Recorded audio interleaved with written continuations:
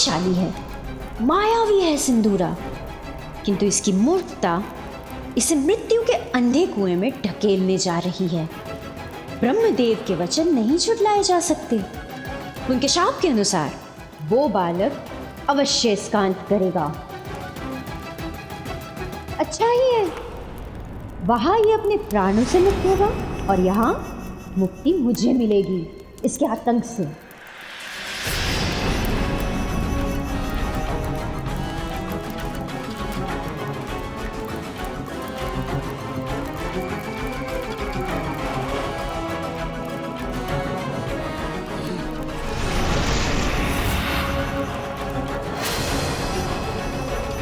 सिंगिका, तुम किस विचार में डूबी हो, बताओ मुझे। कभी कभी किसी का अनुचित विचार ही उसके संहार का कारण बनता है। संहार? संहार का विचार? हाँ, मैं तो आपके हाथों से उस बालक के संहार का ही विचार कर रही थी।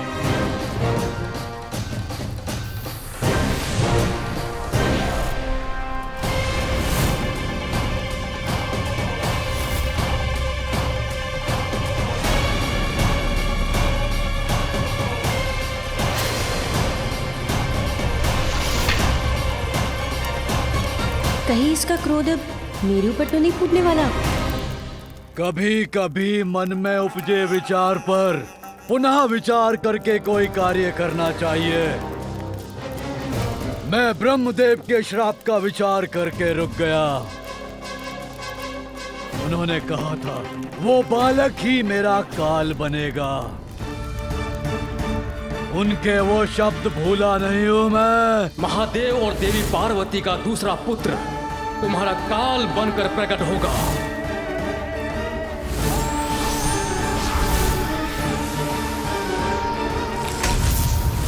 संकट के मुख में स्वयं को प्रवेश करना मूर्ख का स्वभाव होता है और सिंदूरा मूर्ख नहीं है। इसीलिए उचित तो यही होगा कि मैं कैलाश और उस बालक से उचित दूरी पर रहूं। प्रतीत होता है सिंदूरा ने कैलाश जाने का विचार त्याग दिया है। मुझे कुछ करना होगा इसके लिए। समस्या है तो समाधान अवश्य होगा। सिंदूरा इस समस्या का उपाय अवश्य ढूंढेगा। अवश्य अंत होगा उस बालक का। तब तक धैर्य रखो बुढ़िया सिंगिका, शांत रहो। बच गई।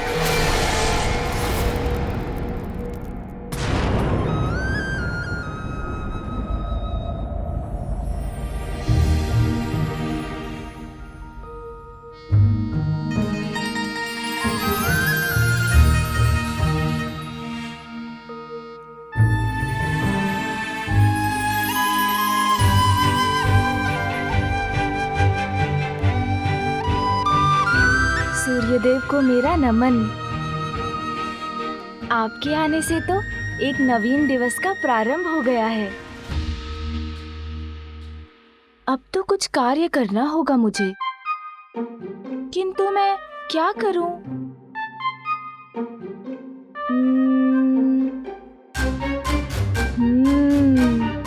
अरे हाँ, मेरे खिलौने।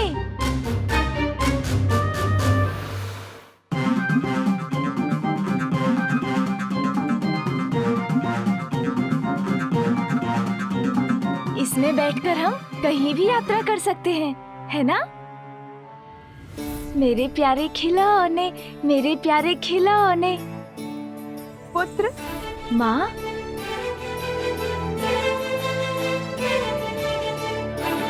प्रातः काल में माँ के शुभ दर्शन तो अत्यंत मनभावन है। अरे ये क्या पुत्र, निद्रा से जागृत होते ही पुनः खिलौनों से क्रीड़ा करने लगे। इनके साथ क्रीड़ा करने में तो मुझे बहुत आनंद आता है माँ। आइए ना। तुम्हारे साथ क्रीड़ा करूं, इसका समय ही कहाँ है पुत्र। मैंने तुम्हें बताया था ना, आज का दिवस अत्यंत महत्वपूर्ण है। चलो अभी अपने खिलौने छोड़ो, बहुत कार्य है आज। और सर्वप्रथम तुम्हें दातून करना है और फिर स्नान। दातून? ये क्या होता है माँ? तुम आओ तो सही, फिर तुम्हें बताती हूँ दातून क्या होता है। उचित है माँ, चलिए।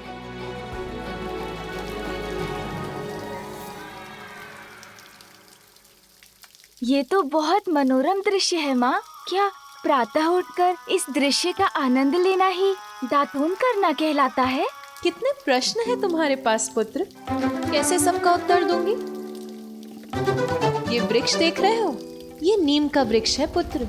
इसकी छाल, पत्तों और फल में अनेकों औषधियां निहित हैं जो हमारे शरीर को निरोग रखती हैं, और इसी की टहनी को दातून कहते हैं पुत्र।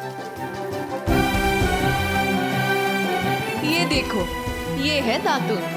प्रातः इसे करने से दंत और उसको आधार प्रदान करने वाले मसूड़े स्वस्थ रहते हैं पुत्र, और मुख को भी स्वच्छ करता है। देखो पुत्र, ऐसे। अब तुम करो। माँ, ये तो बहुत कड़वा है। हाँ पुत्र, कड़वा तो है, किंतु प्रतिदिन करोगे तो तुम्हें इसका अभ्यास हो जाएगा, फिर इतना कड़वा नहीं प्रतीत होगा, और इसका कड़वापन तुम्हारे जीवन में स्वास्थ्य की मिठास घोल देगा पुत्र। चलो, अब बिना मुख सिकोड़े शीघ्र दातुन करो। अच्छा माँ, करता हूँ। आपका आदेश तो नहीं टाल सकता ना? पार्वती, तुमने हमें बुलाया? हाँ सखियों, अपने लाडले मेरे पुत्र को स्नान तो करवा दो।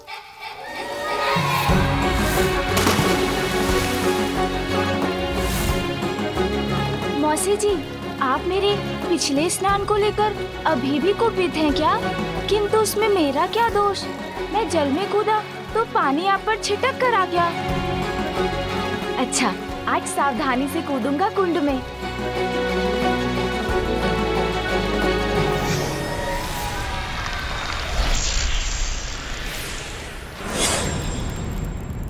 असुर सम्राट सिंदूरा, आपके अधीन असुर साम्राज्य अत्यधिक शक्तिशाली हो गया है, किंतु अभी भी हमें अपने राज्य की सुरक्षा पर समुचित विचार करने की आवश्यकता है।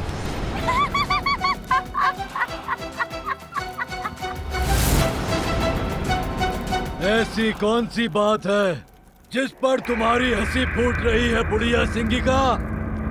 मंत्री जी, आप यहाँ से जाइए।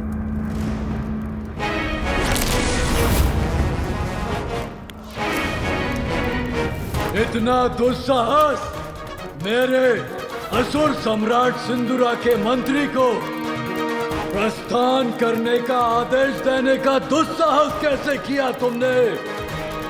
जानती हो इसका परिणाम? क्या तुम्हें अपने प्राण प्रिय नहीं है? प्राणों का संकट मुझ पर नहीं मंडरा रहा है। असुर सम्राट सिंदूरा, अत्यंत ही हास्यास्पद थी आपके मंत्री की चिंता। एक भयभीत और बलहीन असुर के साथ असुर साम्राज्य की सुरक्षा की चर्चा। सिंगिका!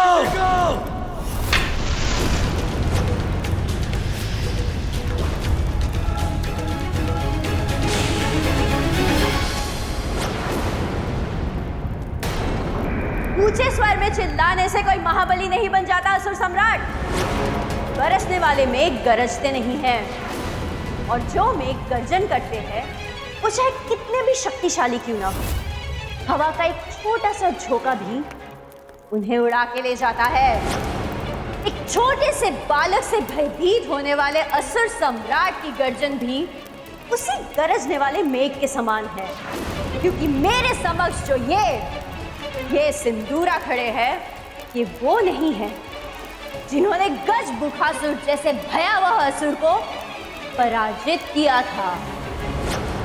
स्मरण कीजिए असुर सम्राट, स्मरण कीजिए।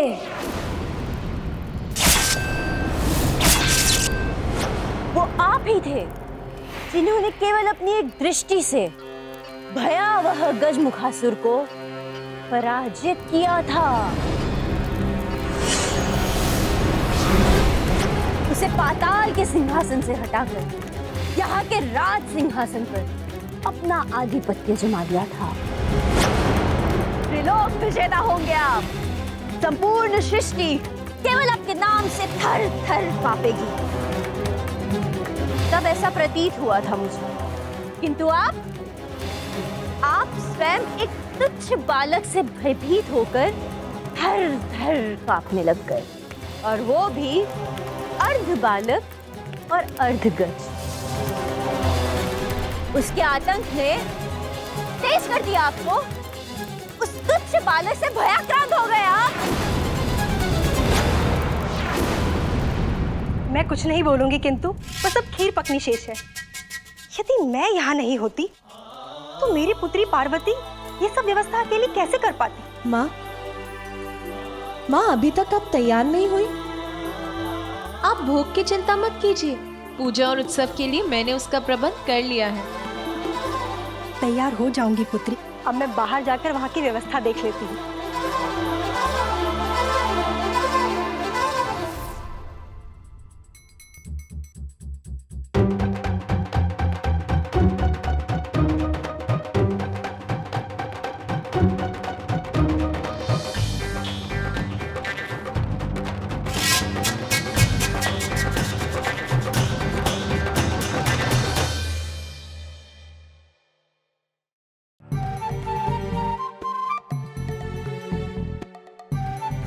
यहाँ तो कोई सजावट नहीं, न कोई पुष्प, न कोई रंगोली।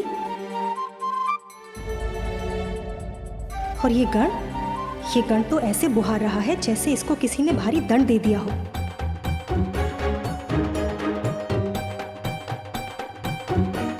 मैं कुछ नहीं बोलूंगी, किंतु महादेव को तो जैसे कोई चिंता ही नहीं है। अभी भी अपने ध्यान में ही मग्न है। माता, ये पुष्प कहाँ रखूं? यहाँ या कहीं और? मैं कुछ बोलूं? पुत्री, मैंने सोचा था कि मैं आज कुछ भी नहीं बोलूंगी, किंतु पूछना तो पड़ेगा ना कि यहाँ कोई सजावट क्यों नहीं है? ना कोई मंडप, ना तोरण, और ना ही पुष्पों की लड़ियां। कुछ भी नहीं है ना माता?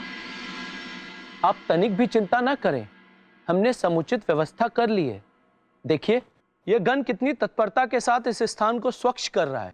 बस वो होते ही हम दोनों इन पुष्पों से इस स्थान की सजावट कर देंगे।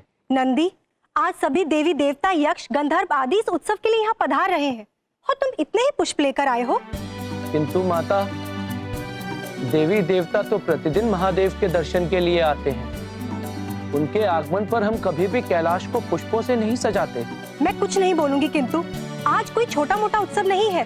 पार्वती नंदन के नामकरण का उत्सव है, भव्य उत्सव है। पुत्री पार्वती, तुम्हारी छठी और नामकरण के समय सारा राजभवन चमक धमक से जगमगा उठा था। ऐसा प्रतीत होता था जैसे हीरे और अन्य रत्न जड़ दिए गए। इतना भव्य उत्सव था, ऐसी सजावट कि जिसे आज भी विस्मय से स्मरण किया जाता है। किंतु यहाँ देखकर तो ऐसा प्रतीत हो रहा है कि कुछ भी विशेष होने वाला ही नहीं। कितने से पुष्पों से सजेगा ये भवन? शांत हो जाइए माँ, चिंता मत कीजिए, आप निश्चिंत रहिए। ये उत्सव मेरे छठी और नामकरण संस्कार से भी अधिक भव्य होगा। नीलकंठ,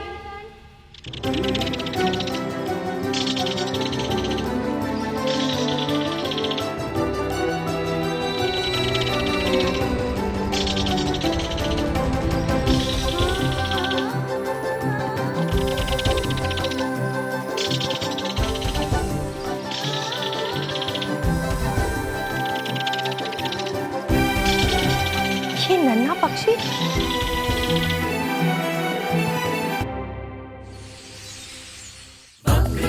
महाकाय बुद्धि के नरेश, रिद्धि सिद्धिदायी विघ्न हरता श्री गणेश।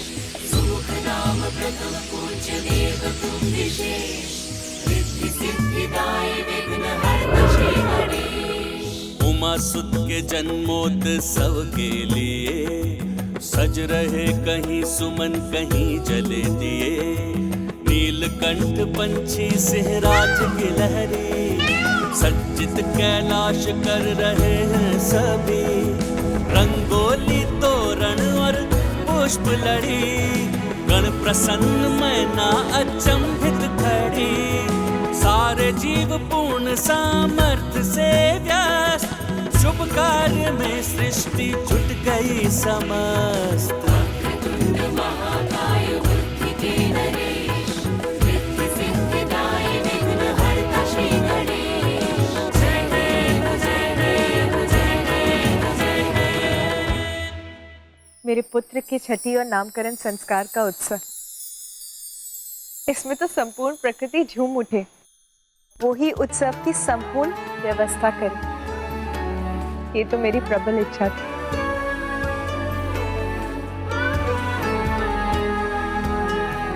माँ,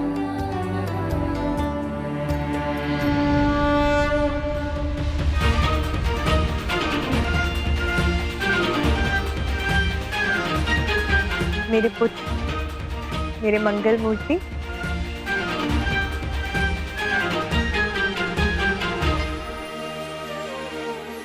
देखा माँ, आपके पुत्र ने स्नान कर लिया, स्वच्छ हो गया मैं।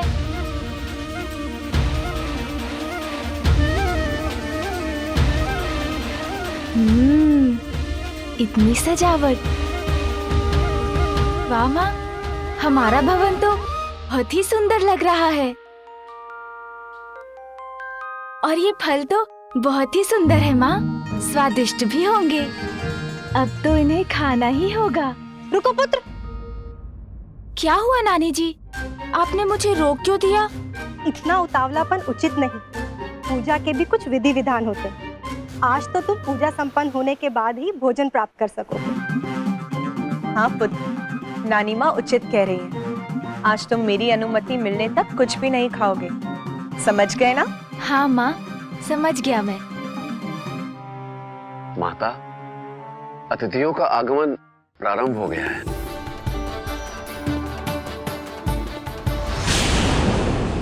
बोल रही हो बुढ़िया सिंगिका, वो बालक महादेव और देवी पार्वती का पुत्र है। और आप भूल रहे असुर सम्राट सिंदूरा, कि आप स्वयं ब्रह्मदेव के पुत्र हैं। उन्होंने स्वयं अपने पिता सृष्टि के रचयिता ब्रह्मदेव को भी भयभीत कर दिया था। क्यों ना मैं आपको ही अपनी भुजाओं में आबद्ध करके देख लूं कि आपकी ये दी हुई शक्तियां प्रभावी है भी या नहीं। उचित कह रही हो तुम सिंगिका। ब्रह्मदेव का श्राप है तो क्या हुआ, उनका वरदान भी तो प्राप्त है मुझे। अपनी भुजाओं में भरकर मसल के रख सकता हूँ अपने शत्रु को मैं। शत्रु के मस्तिष्क पर नियंत्रण पाकर उसका अंत कर सकता हूँ मैं पुत्र हूँ ब्रह्मदेव का, और वो तुच्छ बालक मेरा सामना नहीं कर सकेगा। वध करूंगा मैं उसका।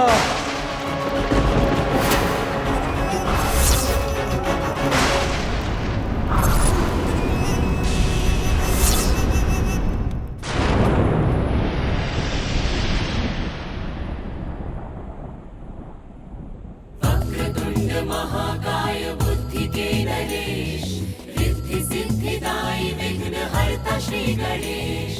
सुमुख नाम प्रथम पूज्य देव तुम विशेष, रिद्धि सिद्धिदायी विघ्नहर्ता श्री गणेश। पार्वती नंदन का जन्म महोत्सव, साक्षी होने को आए देव व गंधर्व। बाल मुनि सप्त ऋषि गण भी सारे, सपत्नीक ब्रह्मा विष्णु भी पधारे। नभ से उतरते वाहन सुसज्जित, कैलाश सज्जित व पूर्ण व्यवस्थित। नंदी श्रृंगी प्रेत तोतला सब गण, अगुआई अभिनंदन करके प्रसन्न। जया एवं विजया व मैनावती, भूप हिमावंत साथ द्वारे खड़ी। महाकाय बुद्धि के नरेश, रिद्धि सिद्धिदायी विघ्नहर्ता श्री गणेश। जय देव जय देव जय देव जय देव, जय देव जय देव जय देव जय देव।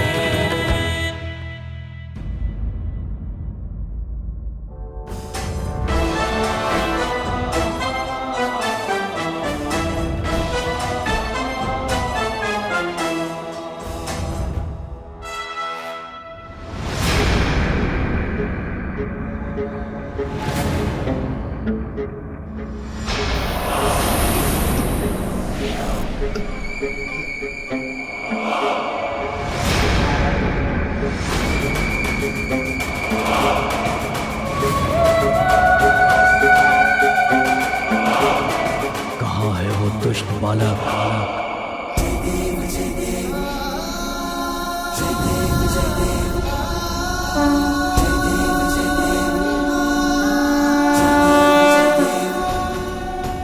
जय जय श्री गणराज विद्या सुखदाता, धन्य तुम्हारो दर्शन बेरा मन रमता। जय देव भाव भगत से कोई शरणागत आवे, संतत संपद सबही भरपूर पावे। ऐसे तुम महाराज मोको अति भावे, कोसाभिनंदन निश दिन गुण गावे। जय देव जय देव।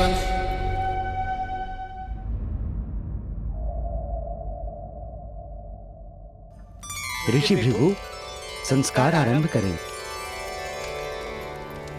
देवी मैना, अपने नाती को बुलाइए जिससे हम विधि प्रारंभ कर सकें।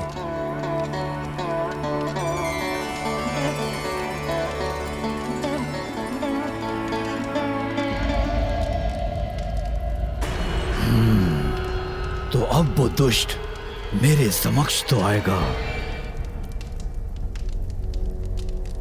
ये इतना समय क्यों लग रहा है इस विधि में?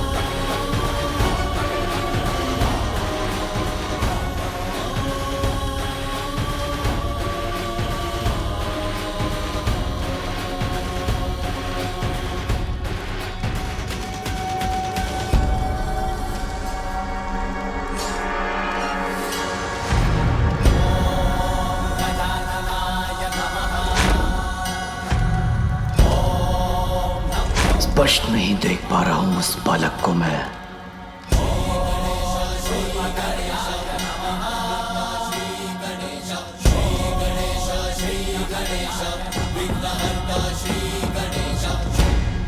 एक बार मेरी दृष्टि तो पड़े इस बालक पर, ये दिखाई तो दे मुझे।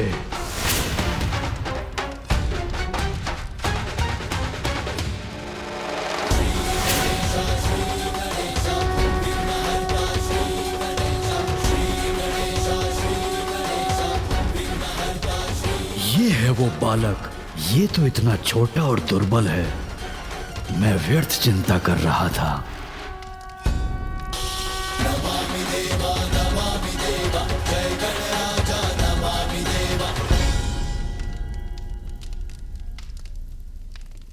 सभी देवता है यहाँ, आप सभी को मेरा प्रणाम।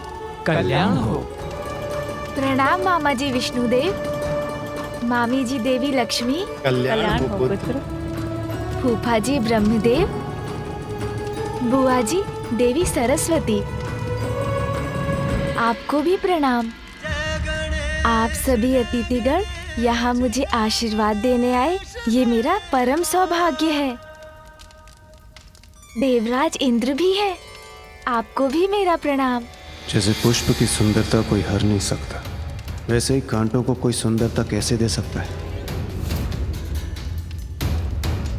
व्यर्थ ही हो रहा है ये आयोजन। बालक और उनके माता पिता अपना स्थान ग्रहण करेंगे। सर्वप्रथम छठी का संस्कार होगा। बालक की बुआ उसे काजल लगाएगी।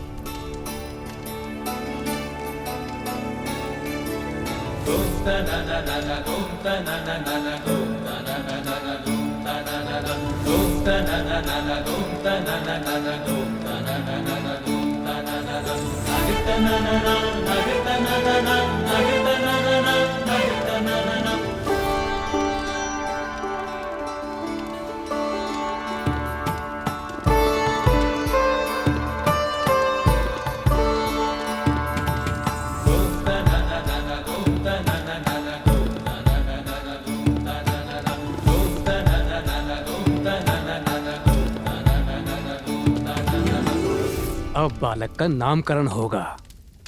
अरे अरे, उससे पूर्व मुझे नेक लेना है बालक के पिता से।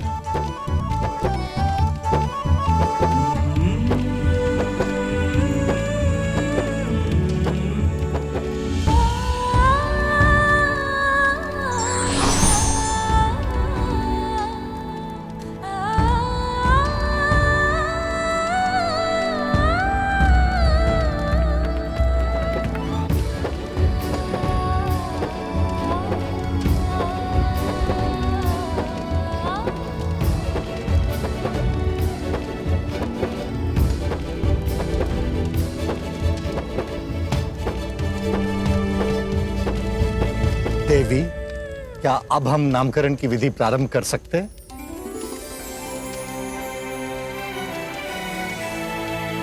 मेरे पुत्र को नाम प्राप्त होगा अब।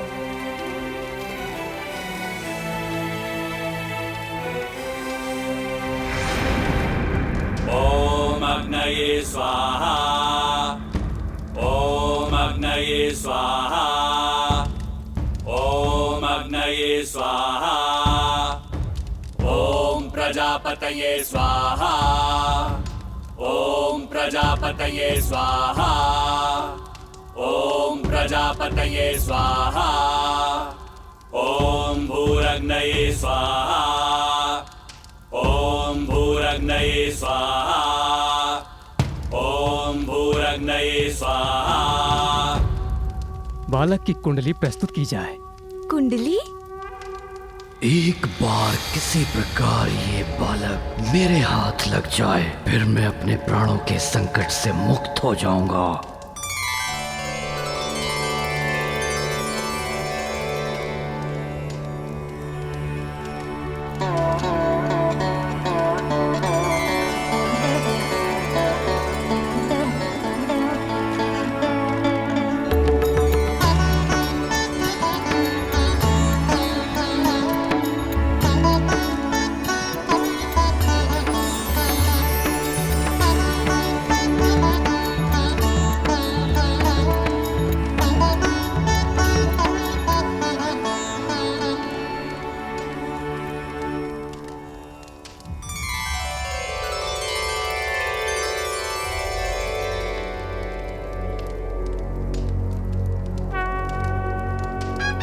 क्या नाम प्राप्त हुआ है बालक को? क्या नाम दिया गया उसे? अभी पता चल जाएगा पार्वती नंदन का क्या नाम है। हमें बालक के नाम का प्रथम अक्षर प्राप्त हुआ है। अब ब्रह्मदेव वो अक्षर देवी सरस्वती को बताएंगे।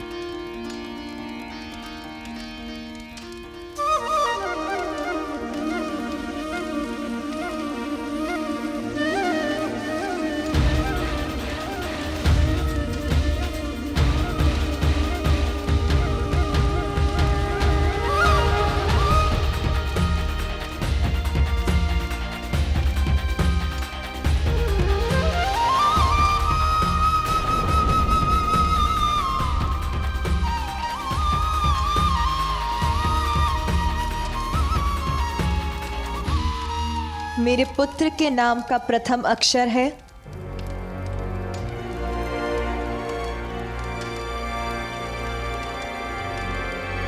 ग। ग ग ग प्रथम अक्षर है ग। ग निकला है। ग से नाम प्रारंभ होगा।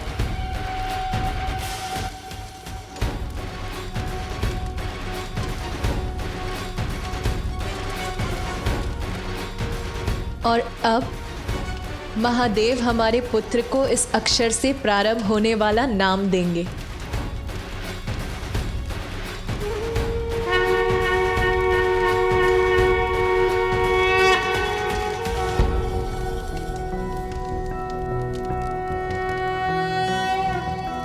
कोसिकत मोसिकस्यासि को नामासि यस्य ते नामा मन्महीयं त्वा सोमेनाति त्रिपाम् भूर्भुवस्वः सुप्रजा प्रजाभिः स्यातं सुवीरो वीरः सुपोष पोषः ॐ कोऽसि कद्मोऽस्येषोऽस्यमृतोऽसि आहस्पत्यं मासं प्रविश गजानन।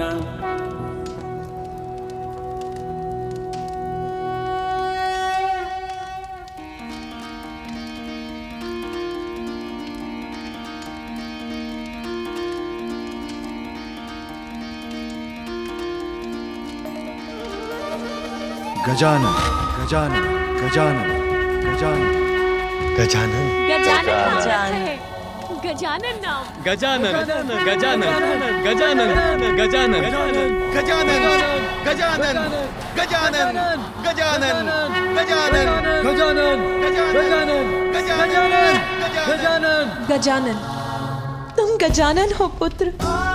गजानन?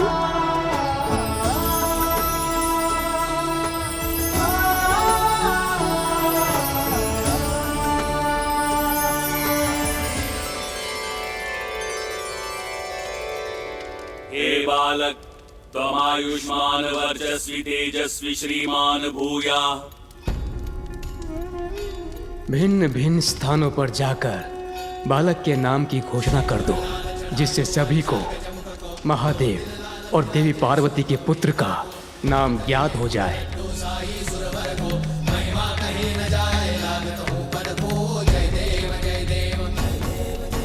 जय जय श्री गणराज विद्या सुखदाता, धन्य तुम्हारो दर्शन मेरा मन रमता। जय देव अष्टौ सिद्धिदासी संकट को भयी, विघ्न विनाशन मंगल मूल। आप सबको मेरा प्रणाम। प्रकाश ऐसी छवि तेरी, गंडस्थल मस्तक झूले शशि बिहारी। जय देव देवगण, अब विधियां संपन्न हो चुकी हैं। हम देवताओं को यहाँ से प्रस्थान करना चाहिए। अब यहाँ रहकर कोई लाभ नहीं है।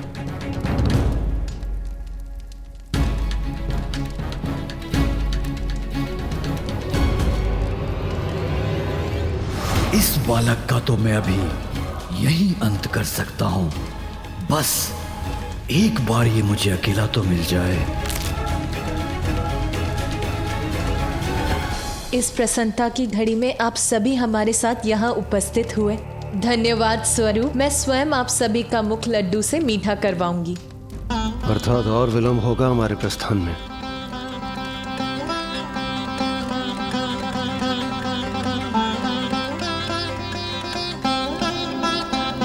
लड्डू, बहुत सुंदर नाम मिला है बालक को। हाँ, गजानन को सुनने में भी कितना अच्छा है। मुख तो अवश्य मीठा होना चाहिए। इतने आनंद की बात जो है, हाँ, आज है इतने आनंद का अवसर।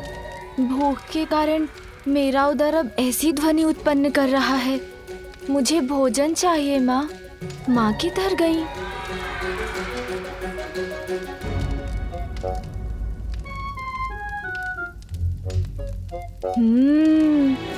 इतने सारे स्वादिष्ट फल, इन्हें ही खा लेता हूँ।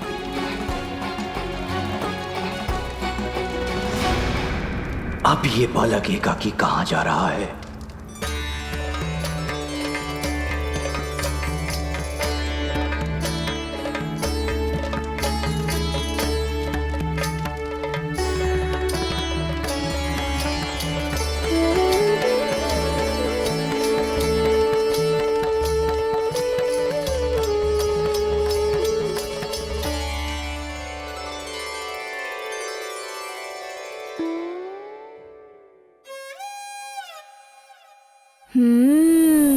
अब मैं इन्हें खाऊंगा।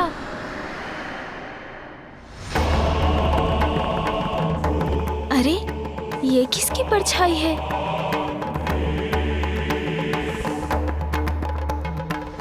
देवी पार्वती, हर्षोल्लास के इस वातावरण में आप हमें मत भूल जाइएगा। गजानन को नाम मिलने की प्रसन्नता में हमारा मुख भी मीठा करवाइए। यहाँ से शीघ्रता से जाना चाहता हूँ। ये देवी सची को समझ में नहीं आ रहा है क्या?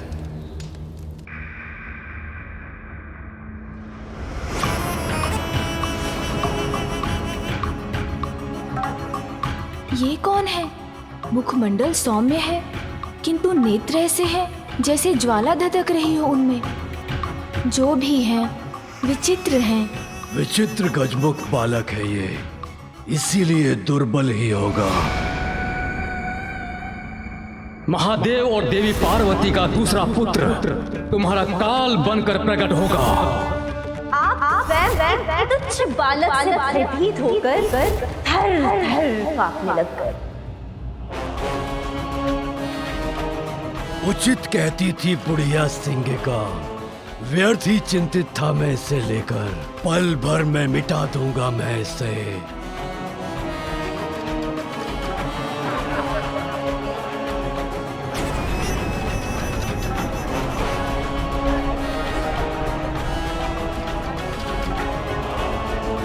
एक बार किसी प्रकार ये बालक मेरे हाथ लग जाए, फिर मैं अपने प्राणों के संकट से मुक्त हो जाऊंगा। कौन है आप? और मुझे ऐसा क्यों प्रतीत हो रहा है जैसे आपके मन में अनेकों विचार आकार ले रहे हो मुझे देखकर। तुम्हारी मृत्यु हो मैं, ये तुम्हें अभी ज्ञात हो ही जाएगा, किंतु उसके पूर्व तुम्हें यहाँ से हटाने का उपाय ढूंढना होगा मुझे।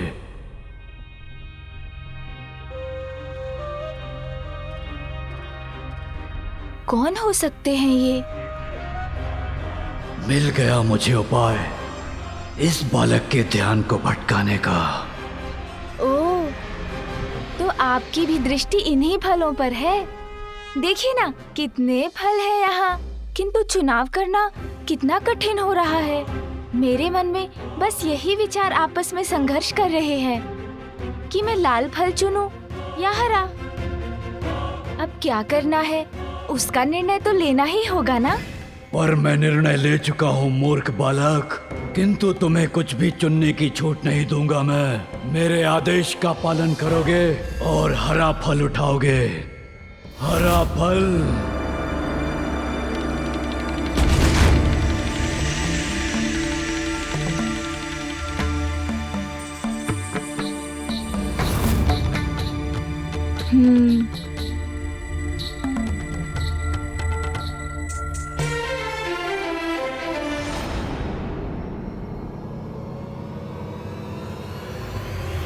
विघ्न बनोगे तुम मेरे जीवन में। नहीं बालक, इसका तो एक ही परिणाम है, मेरे हाथों तुम्हारी मृत्यु। चलो उठाओ हरा फल और चलो मेरे साथ। उठाओ शीघ्र।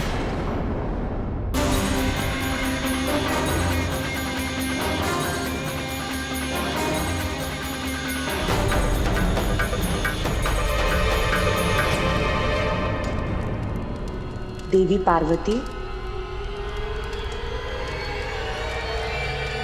किसका स्वर था ये? किसने पुकारा मुझे? देवी वजनी, शनिदेव?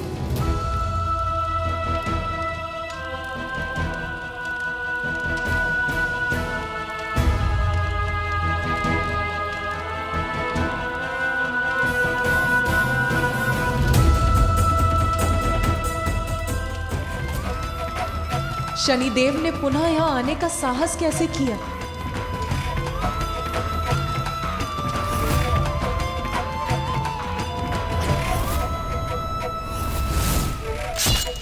ठहर जाइए, किसी को भी भीतर जाने की अनुमति नहीं है।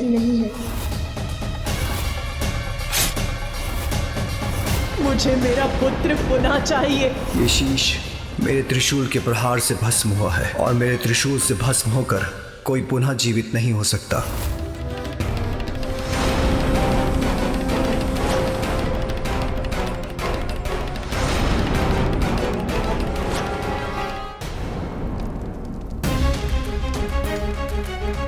संकोच का कोई स्थान नहीं है। अब तुम्हें वही फल उठाना होगा जिसका चयन मैं कर चुका हूँ। उठाओ हरा फल, उठाओ बालक।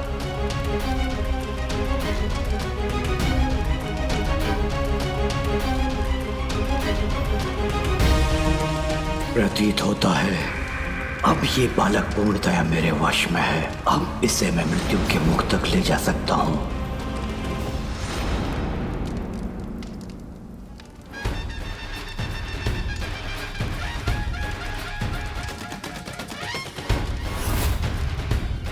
किंतु आपने तो मुझे बताया ही नहीं कि आप कौन हैं। ये तो मुझसे प्रश्न पूछ रहा है, अर्थात इसका मन मेरे नियंत्रण में नहीं। अच्छा आप बताइए ना, आप तो अवश्य मेरे नामकरण के उत्सव में भाग लेने आए होंगे, है ना?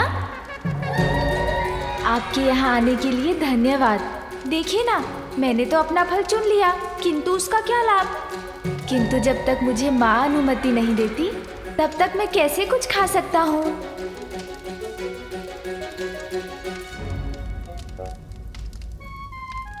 इसे दुर्बल मानकर इसकी शक्ति को कम आंकने की भूल तो नहीं कर बैठा मैं। इस पर तो मेरी सम्मोहक शक्ति का कोई प्रभाव नहीं हो रहा है।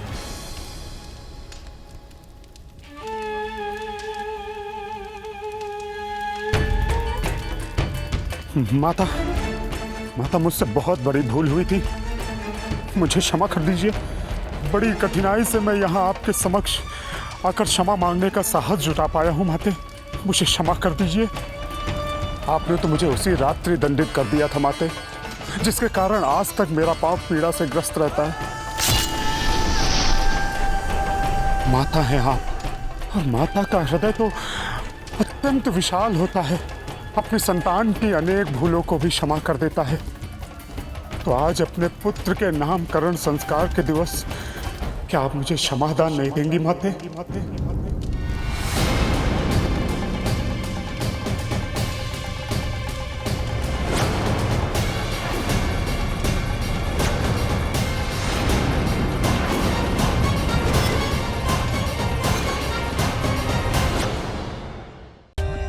For more updates, subscribe to our channel, click the show links and enjoy watching the videos.